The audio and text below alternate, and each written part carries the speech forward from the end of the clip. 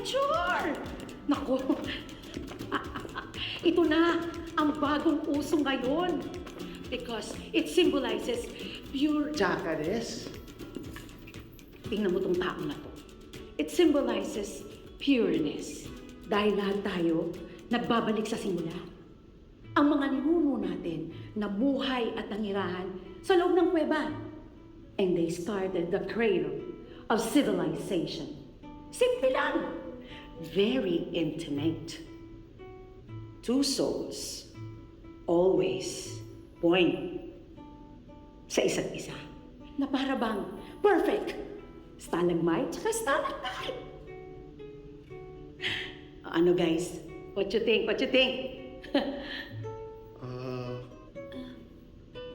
Okay naman. It's just... Hindi ko ma-imagine. Well then, I will help you imagine your wedding. Imagine, Kiara, instead of wearing a gown, naka-Batgirl ka. Tapos ikaw, Mikoy, hindi ka magbabarong. Kasi naka-Batman costume ka. Di ba? Nagsusumigaw na forevermore.